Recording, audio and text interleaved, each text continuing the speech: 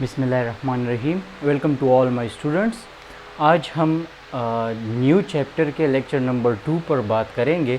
Lecture number 1 में हमने पढ़ा था सेल साइकिल। इस चैप्टर का जो नाम है सेल साइकिल, उसकी हमने इंट्रोडक्शन पढ़ी थी, उसकी प्रॉपर डिफिनीशन पढ़ी थी, उसकी इम्पोर्टेंस पढ़ी थी कि इम्पोर्टेंस इसकी क्या है हम डेली लाइफ में, सेल साइकिल क्यों होती है, और एट द एंड हमने कुछ की पॉइंट्स पढ़े थे कि पेरेंट सेल क्या चीज़ है और डॉटर सेल क्या चीज़ है, जो आगे जाके हम डिटेल में स्टडी करेंगे। आज मैंने ये लेक्चर नंबर 2 जो है हमारा, ये आपको लाजमी देखना है, क्योंकि ये सारे का सारा जितना भी चैप्टर है सेल साइकिल का, इसकी फुल समरी है। तो सबसे पहले सेल साइकिल को डिवाइड किया गया है into 2 phases. The one is called interphase and the second one is called division phase. इसको समझने से पहले एक बेसिक कंसेप्ट मैं आपको समझा देता हूँ। जैसा कि प्रीवियस लेक्चर में भी मैंने बताया था कि हमारे पास ये एक सेल है, ये एक यूकेरियोटिक सेल है। प्रोकैरियोटिक सेल में सेल साइकिल नहीं होता, उसमें होता है बाइनरी फिशन, वो भी आगे जाके हम डिटेल में डिस्कस करेंगे। यूकेरियोटिक एक सेल है, इससे हमारे पास या तो 2 सेल बनेंगे या फिर एक सेल से हमारे पास कितने सेल बनेंगे, एट द एंड कितने सेल आएंगे, इसी तरह इससे 2 तो 4 सेल। अब इस एक सेल से ये जो 2 बनते हैं माइटोसिस के थ्रू, या एक सेल से हमारे पास 4 सेल बनते हैं मियोसिस के थ्रू। तो ये एक कंटिन्यूस प्रोसेस है। ओके, कंटिन्यूस प्रोसेस इस तरह है कि इस सेल्स में पहले एंजाइम्स की प्रिपरेशन होगी, क्रोमोसोम इसकी डुप्लिकेट करेगी, क्योंकि इसमें साइटोप्लाज्म की तकसीम होगी और साथ ही साथ में न्यूक्लियस की तकसीम होगी जब हमारे पास 2 सेल्स आएंगे। तो ये एक कंटिन्यूस प्रोसेस है, लेकिन हमने इसको डिवाइड इस वजह से किया है ताकि हमें समझने में आसानी हो। तो इस वजह से इसको डिवाइड किया गया है सेल साइकिल को 2 फेजेस में। The one is interphase and the second one is division phase. अब इंटरफेज हमारे पास वो फेज है जो किसी भी सेल के क्या है, स्टार्टिंग पॉइंट है, जिसमें हम प्रिपेयर करते हैं जो भी चीज़ें चाहिए हो, किसके लिए, डिवीजन के लिए। यानी इंटरफेज, फॉर एग्जांपल ये हमारे पास सेल साइकिल की हम थोड़ा डायग्राम ड्रा करते हैं। यहाँ से एक न्यू सेल है हमारे पास, और वो क्या करता है, सेल साइकिल परफॉर्म करता है। तो जो फर्स्ट स्टेज होगा वो क्या होगा, इंटरफेज होगा। और इसमें हर वो चीज़ से मुराद क्या है, प्रोटीन है, एंजाइम्स है डिफरेंट, डीएनए की रिप्लिकेशन है। तो ये सारी चीज़ें हमारे पास कहाँ पर होगी, इंटरफेज में होगी। फॉर एग्जांपल यहाँ पर ये सारी चीज़ें हो गई। उसके बाद फिर हमारे पास डिवीजन फेज स्टार्ट होगी, और डिवीजन फेज हमारे पास जाके एट द एंड क्या करेगी कि इस एक सेल से 2 सेल्स, या अगर मियोसिस होगा तो एट द एंड 4 सेल्स हमारे पास आएंगे। तो फिर इंटरफेज में जो है हमारे पास सबसे ज़्यादा टाइम जो सेल्स लेता है वो इंटरफेज में लेता है। तो इंटरफेज को हमने डिवाइड किया गया है 3 फेजेस में फर्दर। उसको एक को हम कहते हैं G1 phase, G stand for gap 1, gap 1 phase, S phase and G2 phase. इस फेज को हम सिंथेसिस फेज भी कहते हैं। आपने ये सारे के सारे नाम याद रखने हैं ज़ुबानी। इंशाल्लाह नेक्स्ट लेक्चर्स में हम एक एक को फिर डिटेल में स्टडी करेंगे कि इसके अंदर क्या इवेंट्स होते हैं, वो हम फिर बाद में डिस्कस करेंगे। और जो डिवीजन फेज़ है, डिवीजन फेज़ में हमारे पास फिर 2 तरह की प्रोसेस होती है। एक होती है माइटोसिस, एक होती है मियोसिस।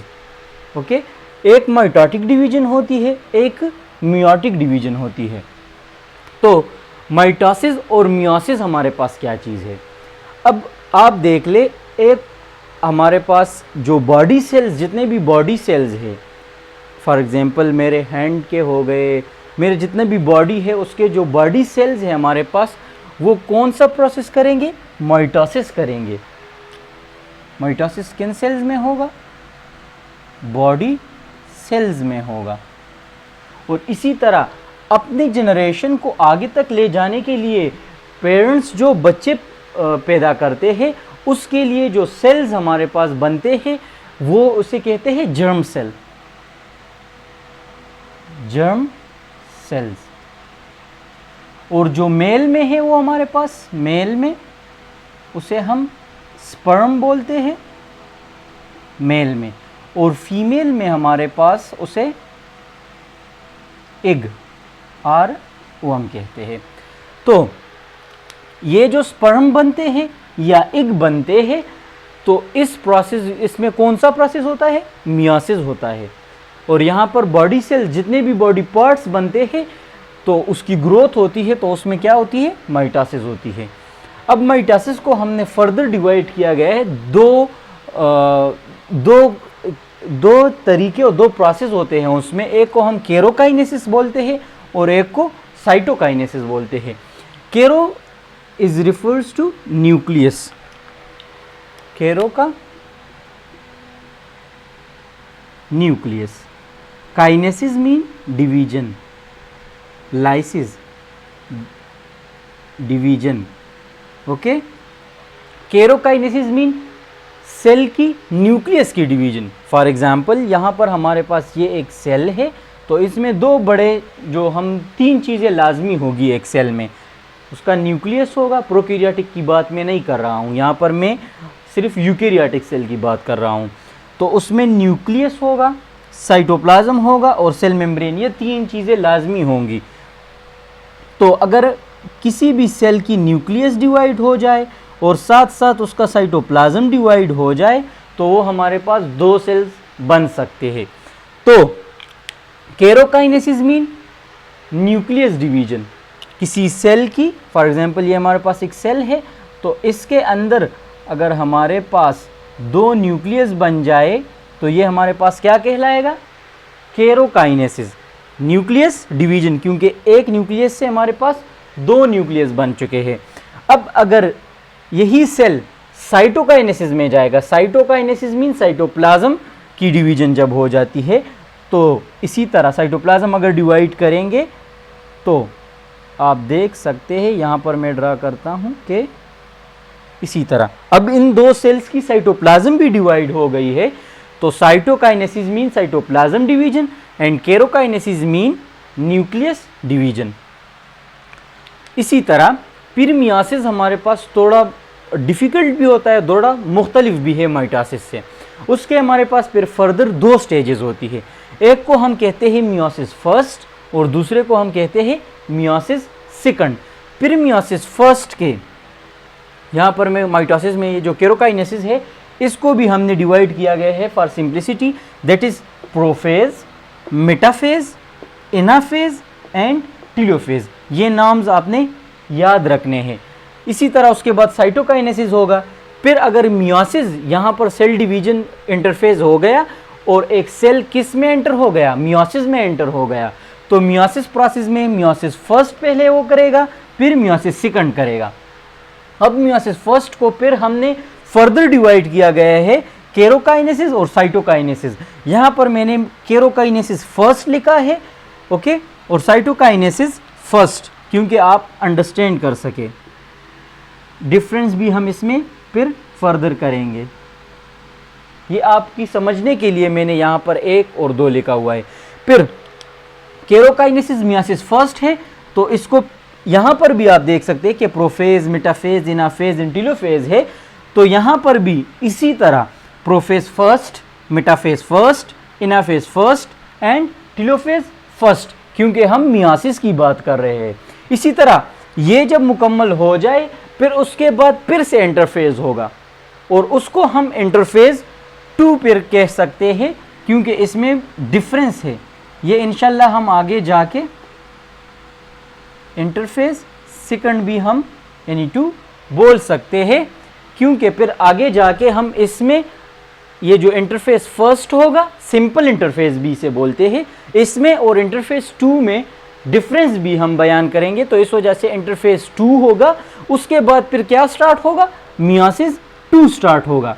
अब मियासिस 2 में भी फर्दर दो चीज़ें होंगी, एक केरोकाइनेसिस होगी, एक साइटोकाइनेसिस होगी। केरोकाइनेसिस मीन उसकी न्यूक्लियस डिवाइड होगी उस सेल्स की, और साइटोकाइनेसिस मीन उसकी साइटोप्लाज्म डिवाइड होगी।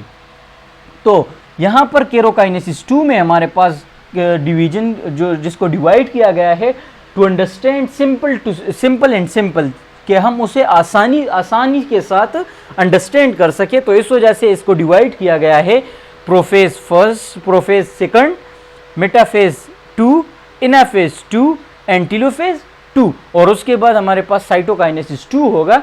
और इसके मियासिस के एट द एंड हमारे पास 4 सेल्स आएंगे, और माइटासिस की एट द एंड हमारे पास 2 सेल्स आएंगे। आई होप आपको समझ आ गया होगा। इंशाल्लाह I see you in the next lecture that is on interphase.